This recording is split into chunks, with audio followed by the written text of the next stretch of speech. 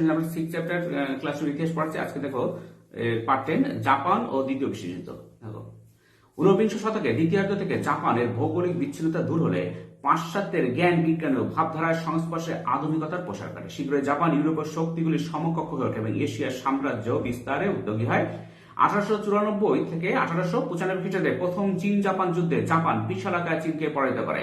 চীনের বিভিন্ন এলাকায় জাপান আধিপত্য প্রসারের উদ্দেশ্যে এগোতে থাকে। এরপর মাঞ্চুরিয়া ও কোরিয়ায় আধিপত্যের বিষয়ে কেন্দ্র করে ক্ষুদ্র জাপান 1904 খ্রিস্টাব্দে রাশিয়ার বিরুদ্ধে যুদ্ধ ঘোষণা করে। রুশ জাপান যুদ্ধে বিশাল আকারে রাশিয়া শোচনীয়ভাবে পরাজিত হয়। জাপান 1932 খ্রিস্টাব্দে চীনের মাঞ্চুরিয়া প্রদেশ দখল করে সেখানে নিজেদের একটি পুতুল সরকার বসিয়ে দেয়। 1960 খ্রিস্টাব্দে জাপান মার্কো পোলো ব্রিজের কাল্পনিক ঘটনা প্রচার করে চীন আক্রমণ করলে দ্বিতীয় চীন জাপান যুদ্ধের 1937 থেকে 1935 খ্রিস্টাব্দের সূচনা হয়। এই যে জাপান প্রথমে কিন্তু ভালো ছিল, কিন্তু পরে কি হচ্ছে, জাপানের হাতে জাপান সেই বিদেশিদের সাম্রাজ্যবাদী নীতি গ্রহণ করতে শুরু করে। জাপান কি প্রথমে চীন জাপান একবার যুদ্ধ করে, চীন রুশ যুদ্ধ হয় এবং প্রত্যেকের কাছে জাপান জয়লাভ করে। আসলে জাপান তখন অনেকটাই আধুনিক মানে ইউরোপের আধুনিকতার সমকক্ষ হয়ে উঠেছিল। এই জন্য জাপান জিততে থাকে। হ্যাঁ, এবার দেখো জাপানের সাম্রাজ্যবাদী নীতি গ্রহণের কারণ কি ছিল। জাপানের সাম্রাজ্যের বিভিন্ন কারণ আছে, একটা হচ্ছে মর্যাদা পুনরুদ্ধার আর শিল্প বিকাশের প্রয়োজন, জনসংখ্যা বৃদ্ধি, সমরবাদ। দেখো মর্যাদা পুনরুদ্ধার। 19বিংশ শতকের দ্বিতীয়ার্ধে জাপান আধুনিক রাষ্ট্র হিসেবে ইউরোপীয় রাষ্ট্রগুলির সমকক্ষ ঘটে। এই পরিস্থিতিতে জাপান নিজেদের মর্যাদা বৃদ্ধির উদ্দেশ্যে ইউরোপের বিভিন্ন শক্তির সঙ্গে সম্পাদিত অসম ও অমর্যাদার চুক্তিগুলি বাতিল করার উদ্যোগ নেয়। মর্যাদা ফিরিয়ে পাওয়ার জন্য জাপানের প্রয়োজন ছিল সামরিক শক্তি এবং সাম্রাজ্যবাদী নীতি গ্রহণ করা।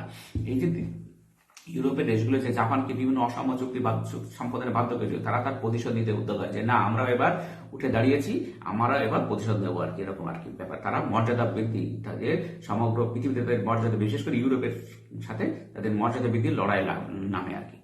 শিল্প বিকাশের প্রয়োজন। 19বিংশ শতকের শেষার্ধে এবং বিংশ শতকের শুরুতে জাপান একটি শিল্প উন্নত দেশ হিসেবে আত্মপ্রকাশ করে। শিল্প উন্নত জাপানের কারখানাগুলোতে উৎপাদন কার্যের প্রয়োজনে কাঁচামাল ও খনিজ পদার্থ সংগ্রহ এবং উৎপাদিত পণ্য সামগ্রী বিক্রির জন্য নতুন নতুন স্থানে আধিপত্য প্রতিষ্ঠার প্রয়োজন ছিল। এই উদ্দেশ্যে জাপানি শিল্পপতিরা মাঞ্চুরিয়া, কোরিয়া, মঙ্গোলিয়া ও অন্যান্য স্থানের প্রতি নজর দেয়। এই সেই ঘুরে পুরনো তত্ত্ব। দেখো যখনই শিল্প বিপ্লব হবে তখনই নতুন নতুন বাজার দরকার। শিল্পের উৎপাদিত জন্য বিক্রির জন্য বাজার দরকার, আর কি সেই যে শিল্প বাজার এবং সেখান থেকে কাঁচামাল সংগ্রহ, বাজ, এই দুই হচ্ছে সাম্রাজ্যবাদী নীতির মূল কারণ। এবং জাপানের ক্ষেত্রে নতুন শিল্প উন্নত হলো, জাপানের ক্ষেত্রে একই নীতি প্রযোজ্য, তাদের নতুন বাজার দরকার আর তাদের কাঁচামাল দরকার। এই জন্য তারা বিভিন্ন জায়গায় আক্রমণ করতে শুরু করে। দেখো জনসংখ্যা বৃদ্ধি। ঊনবিংশ শতকে জাপানের জনসংখ্যা দারুণভাবে বৃদ্ধি পায়। এই বাড়তি জনসংখ্যার খাদ্য, বাসস্থান ও কর্মসংস্থান প্রয়োজন নতুন নতুন স্থানে জাপানের আধিপত্য প্রতিষ্ঠার প্রয়োজন দেখা দেয়। এই উদ্দেশ্যে জাপান মাঞ্চুরিয়া, কোরিয়া প্রভৃতি স্থানের দিকে নজর দেয়। আবার জনসংখ্যা বৃদ্ধি। এবার দেখো সমরবাদ। দ্বিতীয় চীন জাপান যুদ্ধের প্রেক্ষাপটে জাপানের সামরিক শক্তি নির্ভর জাতীয়তাবাদের বিকাশ ঘটে। এই উগ্র জাতীয়তাবাদ নিউ জাপানিজম নামে পরিচিত। কিতাইকি, ওয়াকাওয়া সুমেই প্রমুখ বেসামরিক নেতৃবৃন্দ ইউজেনসা নামে জাতীয়তাবাদী সংগঠন গড়ে তোলেন। জাপানের সামরিক বাহিনীতে ফ্যাসিবাদের বিকাশ ঘটে। এই নয়া জাতীয়তাবাদ ও সামরিক ফ্যাসিবাদ জাপানকে সাম্রাজ্যবাদী করে তোলে। সামরিক ও বেসামরিক উভয় শ্রেণীর জাপানিরা উগ্র জাতীয়তাবাদকে সমর্থন করে। এবার জাপান একটা স্লোগান দেখো, এশিয়াবাসীদের জন্য এশিয়া, এশিয়া ফর এশিয়ান। মেইজি পুনরুত্থান। 1868 খ্রিস্টাব্দের পর জাপানে অতি দ্রুত আধুনিকীকরণ ও পাশ্চাত্যকরণ ঘটলে জাপান পশ্চিমী সাম্রাজ্যবাদী শক্তিগুলির সমকক্ষ হয়ে ওঠে। নতুন শক্তিতে বলিয়ান জাপান ও দ্রুত পশ্চিমী সাম্রাজ্যবাদী শক্তিগুলির অনুকরণে সাম্রাজ্যবাদী নীতি গ্রহণ করে। 1894 থেকে 1895 খ্রিস্টাব্দে যুদ্ধে চীনের বিরুদ্ধে জয়লাভের পর জাপানের আত্মবিশ্বাস যেমন বৃদ্ধি পায়, তেমনি আন্তর্জাতিক রাজনীতিতে জাপানের মর্যাদাও প্রবলভাবে বৃদ্ধি পায়। অত বড় চীনকে তারা হারিয়ে দেয়, অর্থাৎ তাদের মর্যাদা বৃদ্ধি পাবে। এবার দেখো জাপান ও প্রথম বিশ্বযুদ্ধ। প্রথম বিশ্বযুদ্ধ 1914 থেকে 1918 খ্রিস্টাব্দে শুরু হলে জাপানের সামনে সাম্রাজ্যবাদী নীতি গ্রহণের অপূর্ব সুযোগ এসে যায়। যুদ্ধের সময় পাশ্চাত্য শক্তিগুলি ইউরোপীয় বিষয়ে ব্যস্ত হয়ে পড়লে সেই সুযোগে জাপান চীন দেশে সাম্রাজ্যবাদী পদক্ষেপ গ্রহণে উদ্যোগী হয়। 21 দফা দাবি। জাপান 18 জানুয়ারি 1915 খ্রিস্টাব্দে চীনের কাছে 21 দফা দাবি জানায়, 21 ডিমান্ডস পেশ করে এবং মাত্র 48 ঘন্টার মধ্যে তা মেনে নেওয়ার জন্য চরম পর্যায়ে দাবিপত্র চীনে অন্যান্য রাষ্ট্রের স্থলে কেবল জাপানের অতি রাষ্ট্রিক অধিকার ভোগ করার দাবি করা হয়। ইউয়ান সি কাই এর নেতৃত্বে চীনের দুর্বল প্রজাতন্ত্রী সরকারের দাবিগুলি মেনে নিতে বাধ্য হয়। 2 হচ্ছে এশিয়াবাসীদের জন্য এশিয়া। 21 দফা দাবিগুলো চীনের সার্বভৌমত্বের উপর চরম আঘাত আনে এবং চীনে জাপানের এক প্রকার অভিভাবকত্ব প্রতিষ্ঠিত হয়। জাপানের আধিপত্যের ফলে চীনের দরজা ইউরোপের জন্য বন্ধ হয়ে যায়। 21 দফা দাবিকে এশিয়ার মূলনীতি অর্থাৎ এশিয়াবাসীদের জন্য এশিয়া বলে অভিহিত করা হয়। তখন মিত্র শক্তিকে সহযোগিতা। প্রথম বিশ্বযুদ্ধে জাপান জার্মান ডুবোজাহাজকে আক্রমণ থেকে নিজেদের বাণিজ্য তরিকে রক্ষার জন্য মিত্র শক্তি জাপানের সহযোগিতা চান। জাপান এ বিষয়ে মিত্র শক্তিকে সহায়তা করে। বিনিময়ে চীনের জার্মান অধিকৃত অঞ্চলগুলি জাপান দাবি করলে মিত্র শক্তি তা মেনে নেয়। ভার্সাই সম্মেলন 1919 খ্রিস্টাব্দে জাপানের এই দাবিগুলি বৈধতা পায়। এভাবে দূর প্রাচ্যে জাপান প্রধান শক্তিতে পরিণত হয়। এবার দেখো প্রথম বিশ্বযুদ্ধের পর জাপানি সাম্রাজ্যবাদ। প্রথম বিশ্বযুদ্ধের পর প্রশান্ত মহাসাগরীয় অঞ্চলে জাপানের সাম্রাজ্যবাদী অগ্রগতি পশ্চিমী দেশগুলিকে শূন্য নজরে দেখেনি। এক হচ্ছে ওয়াশিংটন চুক্তি। প্রশান্ত মহাসাগরীয় অঞ্চলে জাপানি আধিপত্যের প্রসার ফলে পশ্চিমী দেশগুলি মার্কিন যুক্তরাষ্ট্রের বাণিজ্যিক স্বার্থ বাধাপ্রাপ্ত হয়। এজন্য জাপানকে আমেরিকা ওয়াশিংটন চুক্তি 1921 খ্রিস্টাব্দের 12 নভেম্বর থেকে 1922 খ্রিস্টাব্দের 6 ফেব্রুয়ারি স্বাক্ষরে বাধ্য করে। এর ফলে জাপান অন্তত এক দশকের জন্য তার সাম্রাজ্যবাদী কার্যকলাপ বন্ধ রাখতে বাধ্য হয়। এবার দেখো টানাকা মেমোরিয়াল। তোমাদের একটা প্রশ্ন আসবে, টানাকা মেমোরিয়াল কি? ইতিমধ্যে জাপানের রাজনীতিতে উগ্র জাতীয়তাবাদ এবং উগ্র জঙ্গিবাদ ও সামরিক আধিপত্যের প্রাধান্য পায়। জাপানি মন্ত্রিসভায় সামরিক লোকজন ঢুকে পড়ে। জাপানের উগ্র সাম্রাজ্যবাদী প্রধানমন্ত্রী টানাকা 1927 খ্রিস্টাব্দে জাপানের সম্রাটের কাছে প্রদত্ত এক প্রতিবেদনে বলেন যে পূর্ব এশিয়ার সমস্যার সমাধানের জন্য জাপানের অবশ্যই যুদ্ধনীতি গ্রহণ করা উচিত। এই প্রতিবেদন টানাকা মেমোরিয়াল নামে পরিচিত। তিনি হচ্ছে সাধারণ মানুষের মনোভাব। জাপানের সাধারণ মানুষ এই সময় সেখানকার চিরাচরিত রাজনৈতিক নেতা ও দলগুলির উপর বিতশ্রুত হয়ে পড়ে। তারা মনে করতে থাকে একমাত্র সামরিক বাহিনী দেশের মঙ্গল করতে পারবে। জাপানের সাধারণ মানুষ দেশের দুর্নীতিগ্রস্ত রাজনীতিবিদ ও বহুদলীয় ব্যবস্থার বিরুদ্ধে প্রতিবাদ জানিয়ে এক দেশ এক দল ধ্বনি তোলে। সেই দল হলো সোয়া কাই বা সামরিক দল। এভাবে প্রথম বিশ্বযুদ্ধের পরবর্তীকালে পূর্ব এশিয়ার দেশগুলিতে জাপানের সাম্রাজ্যবাদী অগ্রসরের পটভূমি তৈরি হয়। এবার দেখো দ্বিতীয় বিশ্বযুদ্ধে প্রেক্ষাপটে জাপানের এশিয়াবাসীদের জন্য এশিয়া নীতি। দ্বিতীয় বিশ্বযুদ্ধের আগে পূর্ব ও দক্ষিণ পূর্ব এশিয়ার বিভিন্ন দেশে ইউরোপের বিভিন্ন সাম্রাজ্যের শক্তির উপনিবেশে স্থাপিত হয়েছিল। এইসব ইউরোপীয় শক্তির মধ্যে উল্লেখযোগ্য ছিল ইংল্যান্ড, ফ্রান্স, ডাচ বা ওলন্দাজ প্রভৃতি। দ্বিতীয় বিশ্বযুদ্ধের সময় জাপান এশিয়ার উপনিবেশগুলি থেকে এইসব পশ্চিমী শক্তিগুলোকে বিতাড়িত করে নিজেদের ঔপনিবেশিক সাম্রাজ্য প্রসার ঘটানোর সক্রিয় উদ্যোগ নেয়। এই উদ্দেশ্যে দ্বিতীয় বিশ্বের সময় জাপানের স্লোগান ছিল এশিয়াবাসীদের জন্য এশিয়া, এশিয়া ফর এশিয়াস। অর্থাৎ এশিয়ার ভূখণ্ডে পশ্চিমী দেশগুলির আধিপত্য জাপান স্বীকার করবে না। এই স্লোগানের কারণে জাপানের বক্তব্য ছিল পশ্চিমী শক্তিগুলোরা এশিয়ার কর্তৃত্ব করবে জাপান। এই যে এশিয়াবাসীদের স্লোগান আসলে মানেটা কি? এশিয়ার অন্যান্য দেশ তখন খুব একটা শক্তিশালী নয়, তাহলে একমাত্র জাপানি এখানে শাসন করবে আর কি। জাপানের সাম্রাজ্যবাদী নীতি সবাই মেনে নিতে বাধ্য হবে আর কি। বৃহত্তর পূর্ব এশিয়ার সম্মেলন 1943 খ্রিস্টাব্দে 5 থেকে 6 নভেম্বর বৃহত্তর পূর্ব এশীয় সম্মেলন গ্রেট ইস্ট এশিয়া কনফারেন্সে পূর্ব এশিয়ার বিভিন্ন দেশ যোগদান করে। সম্মেলনে পূর্ব এশিয়ার বিভিন্ন দেশের প্রতিনিধিদের সামনে জাপান এশিয়াবাসীদের জন্য এশিয়া ধারণাটি জোরালোভাবে তুলে ধরে। জাপান পূর্ব এশিয়ার দেশগুলির সামনে পশ্চিমী বস্তুবাদী সভ্যতার তুলনায় আধ্যাত্মবাদী এশিয়ার সভ্যতা যে শ্রেষ্ঠ সেই বক্তব্য তুলে ধরে। এই সম্মেলনে বার্মার রাজনৈতিক দল নেতা জাপানের এশিয়া ঐক্যের দৃষ্টিভঙ্গিকে সমর্থন জানিয়ে ঘোষণা করে, আমার দেহের এশীয় রক্ত সর্বদা অন্য এশীয়বাসীকে আহ্বান জানায়। প্রাচ্য বনাম পাশ্চাত্য রক্ত সম্পর্কে দ্বন্দ্বে জাপানের দৃষ্টিভঙ্গে এশিয়ার বহু নেতা সমর্থন করেন। এবার দেখো সামরিক বাহিনীর প্রচার। জাপানি সামরিক বাহিনী read this and the war is on শীর্ষক এক পুস্তিকার মাধ্যমে প্রচার করে এশিয়ার শোষণ চালিয়ে পশ্চিমী উপনিবেশের দেশগুলি বিলাস বৈভবে বাস করছে আর এশিয়ারা প্রতিনিয়ত দুর্বল হচ্ছে। জাপান বিমান থেকে ফিলিপিন্স, মালয়, ইন্দোনেশিয়ার প্রচারপত্র ফেলে সেখানকার জনগণকে পশ্চিমী উপনিবেশের শক্তিগুলির বিরুদ্ধে জাপানের আন্দোলনে সামিল হওয়ার আবেদন জানায়। এবার দেখো সুসম্পর্ক। জাপান পূর্বে এসে ইউরোপীয় উপনিবেশ এবং অন্যান্য স্বাধীন স্থানের জনসাধারণ ও নেতৃবৃন্দকে সুসম্পর্কে স্থাপন করে নিজেকে তাদের নেতা হিসেবে তুলে ধরার প্রয়াস চালায়। জাপান এইসব অঞ্চলের সঙ্গে ঐক্য গড়ে তুলতেও ওখানকার স্থানীয় বাসিন্দাদের সঙ্গে পারস্পরিক সাংস্কৃতিক সম্পর্ক গড়ে তোলে। এই অঞ্চলের সাধারণ ভাষা হিসেবে ইংরেজি ভাষার পরিবর্তে জাপানি ভাষা প্রবর্তনের চেষ্টা চালানো হয়। বিভিন্ন ভাষায় লেখা প্রচারপত্রে দ্বারা প্রচার করা যায় এশিয়ার বিভিন্ন অঞ্চলে পশ্চিমী শক্তিগুলির হাত থেকে উদ্ধার করে জাপান তাদের স্বাধীনতা দিয়েছে। এবার দেখো এশিয়াবাসীদের এশিয়া স্লোগানের উদ্দেশ্য কি ছিল? এশিয়াবাসীদের জন্য এশিয়া স্লোগানের মাধ্যমে জাপান পশ্চিম ঔপনিবেশিক শক্তিগুলির বিরুদ্ধে পূর্ব এশিয়ার ত্রাতা হিসেবে নিজেকে তুলে ধরার চেষ্টা করে। জাপান কর্তৃক এশিয়াবাসীদের জন্য এশিয়া স্লোগানের প্রচারের কয়েকটি বিশেষ উদ্দেশ্য ছিল। এক হচ্ছে পশ্চিমী শক্তির অনধিকারের তথ্য প্রচার। এশিয়াবাসীদের এশিয়া ঘোষণার অর্থ ছিল এশিয়ার বিভিন্ন দেশে যেসব ইউরোপীয় উপনিবেশ শক্তি শাসন প্রতিষ্ঠিত ছিল তার অবসান ঘটানোর উদ্যোগ গ্রহণ। জাপানের মতে একমাত্র এশিয়া শাসন করার অধিকারী। এই নীতির দ্বারা উজ্জীবিত জাপান যথারীতি প্রবল বিক্রমে এশিয়া থেকে পশ্চিম উপনিবেশ শক্তিকে বিতাড়িত করে নিজেদের আধিপত্য প্রতিষ্ঠার কাছে নেমে পড়ে। ঠিক আছে, সম্প্রসারণ নীতি প্রয়োগ। এশিয়াবাসীদের জন্য এশিয়া ঘোষণা ছিল জাপানের একটি ছলনা মাত্র। এর প্রকৃত উদ্দেশ্য ছিল পূর্ব এশিয়া নিজেদের সাম্রাজ্যবাদী লিপ্সা চরিতার্থ করা। জাপানের প্রধানমন্ত্রী হিদেকি তোজো 1943 খ্রিস্টাব্দে অনুষ্ঠিত বৃহত্তর পূর্ব এশিয়া সম্মেলনে গ্রেট ইস্ট এশিয়া কনফারেন্সে প্রদত্ত বক্তৃতায় দাবি করেন যে পূর্ব এশিয়ার এশিয়াবাসীদের জন্য এশিয়া নীতির মধ্য দিয়ে এশিয়াবাসীদের আশা আকাঙ্ক্ষায় প্রতিফলন ঘটেছে। তবে জাপানের প্রকৃত বক্তব্য ছিল এশিয়া কেবল জাপানিদের জন্য। এর প্রকৃত উদ্দেশ্য ছিল একটি বৃহৎ জাপানি সাম্রাজ্য প্রতিষ্ঠা করা।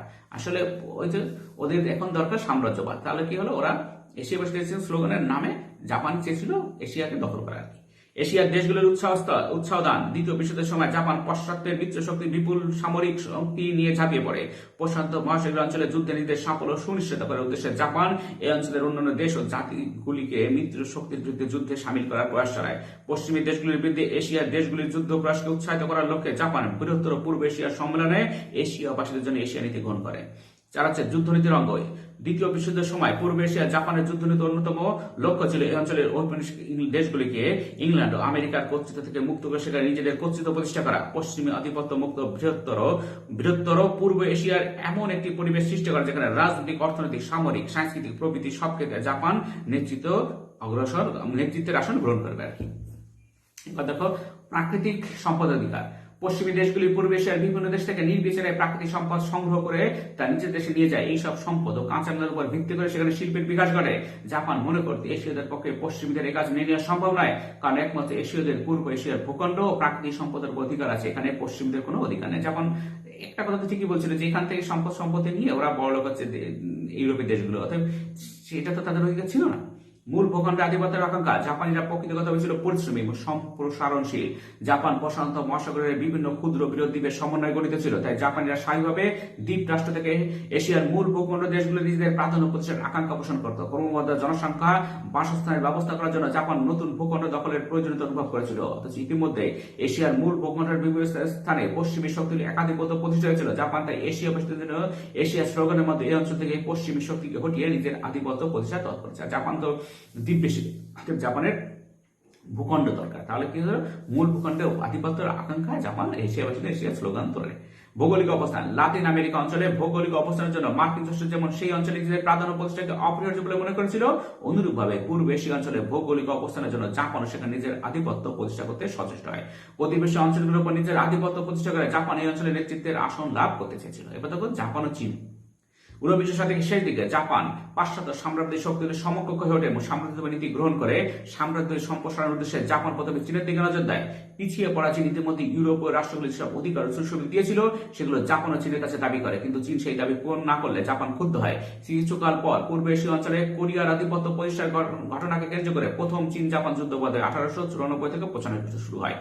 মাত্র 9 মাসের যুদ্ধে ক্ষুদ্রাকার জাপান বৃহদাকার চীনকে অনায়াসে পরাজিত করে শিমনোসেকির সন্ধি 1895 খ্রিস্টাব্দে স্বাক্ষরে বাধ্য করে। সন্ধি দ্বারা জাপান চীনের কাছ থেকে বেশ কিছু ভূখণ্ড, বন্দর ও অর্থ ক্ষতিপূরণ হিসেবে লাভ করে। প্রথম বিশ্বযুদ্ধের সময়ও জাপান চীনের কাছে 21 দফা দাবি পেশ করে চীনের বেশ কিছু স্থান ও বিভিন্ন সুযোগ সুবিধা আদায় করে।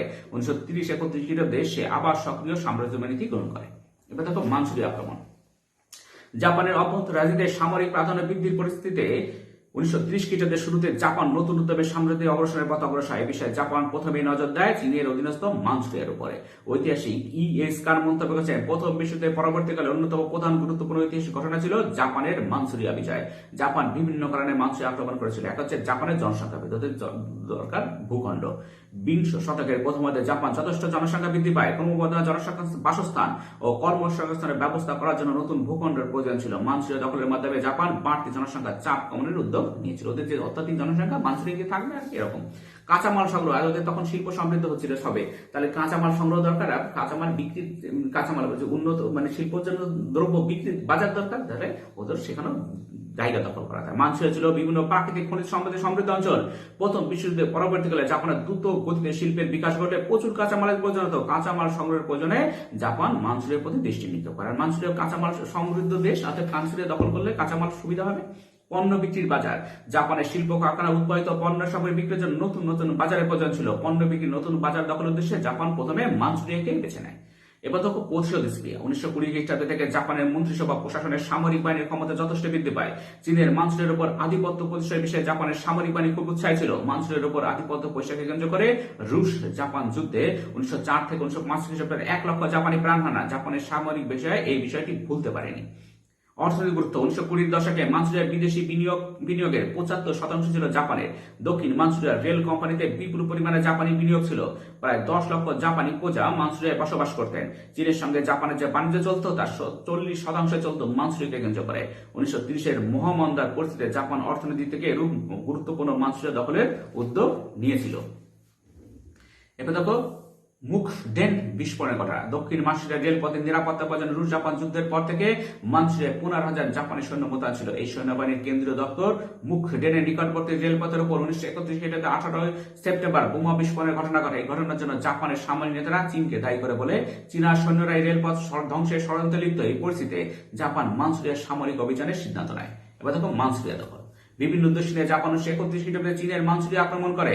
এরপর 1932 খ্রিস্টাব্দে 4 জানুয়ারি জাপানের মানচুরিয়া দখল সম্পূর্ণ হয়। দাবেদার সরকার মানচুরিয়া দখলের পর চীনের চিং বংশের সর্বশেষ প্রতিনিধি পু ই এর নেতৃত্বে সেখানে তাদের তাবেদার সরকার প্রতিষ্ঠা করে। মানচুরিয়ার নতুন নামকরণ হয় মানচুকুও। জাতিসংঘের সদস্য পদে চীন জাপানি অগ্রসরের প্রতিকার চেয়ে জাতিসংঘের কাছে আবেদন করলে জাতিসংঘ লিটন কমিশন নিয়োগ করে। তোমাদের প্রশ্ন আসবে শর্ট প্রশ্ন, লিটন কমিশন কে নিয়োগ করে? লিটন কমিশন তো দিয়ে দিয়েছে শর্ট প্রশ্ন, সেটা জাতিসংঘ। এই কমিশন জাপানকে আক্রমণকারী হিসেবে চিহ্নিত করলে জাপান জাতিসংঘের সদস্য পদ ত্যাগ করে 1933 খ্রিস্টাব্দে। জাতিসংঘ জাপানের বিরুদ্ধে কোনো শাস্তিমূলক ব্যবস্থা গ্রহণ করতে ব্যর্থ হয়। জাপানের প্রতিক্রিয়া দাও। জাপানের অভ্যন্তরে মানচুরিয়া দখলের সদর্থক প্রতিক্রিয়া দেখা যায়। জাপানের দলমত নির্বিশেষে সব স্তরের মানুষ মানচুরিয়া দখলের ঘটনায় উচ্ছ্বসিত হয়। জাপানি বেতার সংবাদগুলি মানচুরিয়া দখলের ঘটনায় প্রশংসায় পঞ্চমুখ হয়। মানচুরিয়া দখলের ঘটনা জাপানের সামাজিক বিভেদ হ্রাস করে, ঐক্যের পরিবেশ তৈরি করে। মানচুরিয়া দখলের ঘটনাকে কেন্দ্র করে জাপানে রচিত গান ও নাটকগুলি খুবই জনপ্রিয় হয়ে ওঠে। এবার তো দ্বিতীয় চীন জাপান যুদ্ধ। মানচুরিয়া আক্রমণ ও দখলের ক্ষেত্রে জাপান যথেষ্ট সাফল্য পায়। জাতিসংঘ বা বৈদেশিক শক্তিগুলি জাপানকে প্রতিহত করতে ব্যর্থ হয়। এই ঘটনা জাপানের চীনের উপর বৃহত্তর আধিপত্য প্রতিষ্ঠা অনুপ্রাণিত করে। মানচুরিয়ায় বসবাসকারী জাপানি সৈন্যরা 1925 খ্রিস্টাব্দ থেকে চীন আক্রমণের সুযোগ খুঁজতে থাকে। 1936 খ্রিস্টাব্দে জুড়ে জাপানি সেনারা চীনে ব্যাপক হত্যাকাণ্ড চালায়। 1937 খ্রিস্টাব্দে 7 জুলাই পিকিং এর নিকটবর্তী মার্কো পোলো সেতুতে জাপানি ও চীনা সেনাদের মধ্যে ছোটখাটো সংঘর্ষের ঘটনা ঘটে। জাপান এই ঘটনাকে কেন্দ্র করে চীনের বহু স্থান দখল করে নেয়। ফলে দ্বিতীয় চীন জাপান যুদ্ধ 1937 থেকে 1935 খ্রিস্টাব্দে শুরু হয়। জাপানি সাম্রাজ্যবাদের চূড়ান্ত নগ্ন আত্মপ্রকাশ ছিল 1937 খ্রিস্টাব্দে চীন আক্রমণের ঘটনা। ব্রিটেন ও আমেরিকা জাপানি আগ্রাসনের বিরোধিতা করে। আমেরিকা জাপানের বেশ কিছু দেশের সরবরাহ বন্ধ করে দেয়। ফলে জাপান ও আমেরিকার মধ্যে সম্পর্কের অবনতি ঘটে। এবার তো যুদ্ধের অগ্রগতি। শক্তিশালী জাপানের বিরুদ্ধে প্রতিরোধ গড়ে তোলার মতো ক্ষমতা দুর্বল চীনের ছিল না। তবে চীন জাপানের আক্রমণ রুখতে বিভিন্ন উদ্যোগ নেওয়ার চেষ্টা করছে। চীনের উদ্যোগ। চীনের কুওমিন্টাং ও কমিউনিস্ট দল নিজেদের পূর্বেকার বিরোধ ভুলে গিয়ে ঐক্যবদ্ধভাবে জাপানের আগ্রাসন প্রতিরোধের চেষ্টা করে। তার সত্ত্বেও ডিসেম্বর মাসের মধ্যে জাপান চীনের রাজধানী নানকিং দখল করে। কিছুদিনের মধ্যে পিকিং, হ্যানকাও, ক্যান্টন, সাংহাই, উহান প্রভৃতি স্থানে জাপান দখলে আসে। এবং জাতিসংঘের উদ্যোগ। জাপান 1937 খ্রিস্টাব্দে চীন আক্রমণ করলে চীন জাপানের বিরুদ্ধে জাতিসংঘে প্রতিকারের আবেদন জানায়। এর পরিপ্রেক্ষিতে জাতিসংঘ তার সদস্য রাষ্ট্রগুলির কাছে আবেদন জানায় যে তারা যেন জাপানের কাছে কোনো অস্ত্রশস্ত্র বিক্রি না করে। জাতিসংঘের আবেদনে প্রায় কোনো রাষ্ট্রের বিশেষ সাড়া দেয়নি, বরং জাপানকে খুশি করার জন্য তারা জাপানকে অস্ত্রশস্ত্র সরবরাহ করতে থাকে। ব্রিটেন ও আমেরিকার উদ্যোগ। ব্রিটেন ও আমেরিকা চীনের জাপানি অগ্রসরের বিরুদ্ধে প্রতিবাদ জানায়। আমেরিকা জাপানের বেশ কিছু জিনিসপত্রের রপ্তানি বন্ধ করে দেয়। ফলে আমেরিকা ও জাপানের মধ্যে সম্পর্কের অবনতি ঘটে। কিছুকাল পরে 1939 খ্রিস্টাব্দে 1 সেপ্টেম্বর দ্বিতীয় বিশ্বযুদ্ধ শুরু হলে দ্বিতীয় চীন জাপান যুদ্ধ দ্বিতীয় বিশ্বযুদ্ধের সঙ্গে মিশে যায়। এবার দেখো দক্ষিণ পূর্ব এশিয়া জাপানের অগ্রসরতা। দ্বিতীয় বিশ্বযুদ্ধ শুরু হলে জাপান তার দক্ষিণ দিক অর্থাৎ দক্ষিণ পূর্ব এশিয়া অঞ্চলের যে সাম্রাজ্য সম্প্রসারণের আধিপত্য প্রসারের উদ্যোগে সক্রিয় উদ্যোগ গ্রহণ করে। বিভিন্ন ইউরোপের শক্তিকে একে একে পরাজিত করে জাপান এই অঞ্চল থেকে তাদের বিতাড়িত করতে থাকে। ইউরোপ ও ঔপনিবেশিক শক্তিগুলির বিরুদ্ধে জাপান এই অঞ্চলে যে ধরনের আধিপত্য প্রতিষ্ঠা করে তা উল্লেখ করা হলো। এক হচ্ছে জাপানি মন্ডনীতির প্রয়োগ। এই যে মন্ডনীতি, জাপান পূর্ব এশিয়ায় জাপান নিজের প্রভুত্ব প্রতিষ্ঠিত যে নীতি গ্রহণ করে তা পূর্ব এশিয়ায় জাপানি মন্ডনীতি নামে পরিচিত। আমাদের প্রশ্ন আসে জাপানি মন্ডনীতি কি? জাপানের বিদেশ মন্ত্রক 1934 খ্রিস্টাব্দে 18 এপ্রিল নীতি ঘোষণা করে। এই নীতির বক্তব্য ছিল পূর্ব এশিয়ায় বিশেষ করে দক্ষিণ পূর্ব এশিয়ায় কোনো বিষয় যেন পাশ্চাত্য শক্তির হস্তক্ষেপ না করে। এই নীতিতে প্রকাশ্যে পাশ্চাত্য সাম্রাজ্যবাদী শক্তিগুলির আগ্রাসন থেকে চীনকে রক্ষা করার কথা বলা হলো। এই নীতি প্রকৃত উদ্দেশ্য ছিল পূর্ব এশিয়ায় জাপানি সাম্রাজ্যবাদের প্রসার ঘটানো। পূর্ব এশিয়ার নতুন সংবিধান জাপানের প্রধানমন্ত্রী ফুমিমারো কোনোয়ে 3 নভেম্বর 1938 খ্রিস্টাব্দে পূর্ব এশিয়ার নতুন বিধান new order of east Asia নীতি ঘোষণা করে। নীতির মূল কথা ছিল যে পূর্ব এশিয়ায় পাশ্চাত্য সাম্রাজ্যবাদের অবসান ঘটিয়ে জাপানি সাম্রাজ্যবাদের প্রসারণ ঘটানো। উদ্দেশ্য ছিল এক, চীনের অর্থনীতির উপর জাপানের একচাটে অধিকার স্থাপন, 2, চীনের জাতীয়তাবাদী সরকার যাতে বিদেশ থেকে সামরিক সাহায্য না পায় তার ব্যবস্থা করা। এই নীতি অনুসারে জাপান শীঘ্রই চীনে আগ্রাসন চালায়। পশ্চিমী শক্তিগুলো যথারীতি চীনের সপক্ষে পদক্ষেপ গ্রহণ করে। 3 হচ্ছে মন্ত্রিসভা সিদ্ধান্ত। 1940 খ্রিস্টাব্দে 19 জুলাই জাপানের মন্ত্রিসভায় এক উচ্চ পর্যায়ের বৈঠক বসে। এই বৈঠকে দক্ষিণ পূর্ব এশিয়ার বিভিন্ন স্থানে ইঙ্গো ফরাসি পর্তুগিজ ঔপনিবেশিক শাসনের বিরোধিতা করায় দাবি করা হয় যে এশিয়ার এই অঞ্চলে ইউরোপীয় শক্তি নয়, জাপান আধিপত্য স্থাপন করবে। এই বৈঠকে দক্ষিণ পূর্ব এশিয়ার প্রাকৃতিক ও খনিজ সম্পদের সমৃদ্ধ ইঙ্গো ডাচ ফরাসি পর্তুগিজ উপনিবেশগুলো দখলের সিদ্ধান্ত নেওয়া হয়। এবার দেখো ত্রিপাক্ষিক অক্ষ চুক্তি। আমেরিকার সঙ্গে সম্পর্ক অবনতি হলে জাপান 1940 খ্রিস্টাব্দে 27 সেপ্টেম্বর ইতালি ও জার্মানির সঙ্গে ত্রিপাক্ষিক অক্ষ চুক্তি স্বাক্ষর করে। এই চুক্তি রোম বার্লিন টোকিও অক্ষ চুক্তি বা এন্টি কমিশন চুক্তি নামে পরিচিত। রোম বার্লিন টোকিও চুক্তি স্বাক্ষরের পর জাপানের সাম্রাজ্যবাদী আকাঙ্ক্ষা তীব্র হয়ে ওঠে। এই চুক্তির ফলে আমেরিকা ক্ষুব্ধ হয়ে জাপানে পেট্রোলিয়ামজাত পণ্য, লোহা ও যুদ্ধের প্রয়োজনে যাবতীয় উপকরণ রপ্তানি বন্ধ করে দেয়। ইন্দোচীন দখল। যুদ্ধের সময় জাপানের বিভিন্ন যুদ্ধ উপকরণের এবং পেট্রোলিয়ামের খুবই দরকার ছিল। আমেরিকা এইসব প্রয়োজনীয় পণ্য বাজার রপ্তানি বন্ধ করে দিলে জাপান তৈল সমৃদ্ধ ডাচ বা ওলন্দাজ উপনিবেশ ইন্দোচীন বা ইন্দোনেশিয়ার উপর নজর দেয়। জাপান 1941 খ্রিস্টাব্দের জুলাই মাসে দক্ষিণ ইন্দোচীন দখল করে। ফলে আমেরিকা, ইংল্যান্ড ও ইন্দোনেশিয়া জাপানের সঙ্গে সব ধরনের বাণিজ্যিক সম্পর্ক ছিন্ন করে দেয়। পার্ল হারবারের ঘটনা, বোমাবর্ষণ। বিভিন্ন ঘটনায় জাপানের উপর আমেরিকা ক্ষুব্ধ হলে জাপানের নবনিযুক্ত প্রধানমন্ত্রী হিদেকি তোজো আমেরিকার কাছে চুক্তির প্রস্তাব দেয়। কিন্তু আমেরিকা প্রথমে চীন ও ইন্দোচীন থেকে জাপানি সেনা প্রত্যাহারের দাবি জানায়। জাপান এই প্রস্তাবে অসম্মত হলে উভয় পক্ষের মধ্যে যুদ্ধ অনিবার্য হয়ে পড়ে। এ বিষয়ে আলোচনার উদ্দেশ্যে যখন ওয়াশিংটন দুপক্ষের মধ্যে বৈঠক চলছে, তখন 1941 খ্রিস্টাব্দের 7 ডিসেম্বর জাপান হাওয়াই দ্বীপপুঞ্জে অবস্থিত মার্কিন নৌঘাঁটি পার্ল হারবারের উপর বিমান আক্রমণ চালায় এবং বোমা বর্ষণ করে এই ঘাঁটি ধ্বংস করে দেয়। ফলে আমেরিকা ও ইংল্যান্ড জাপানের বিরুদ্ধে যুদ্ধ ঘোষণা করে।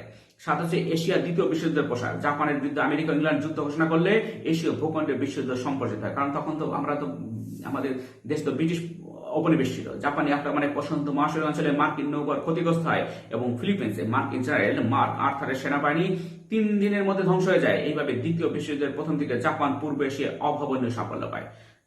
8 হচ্ছে পশ্চিমী উপনিবেশ দখল।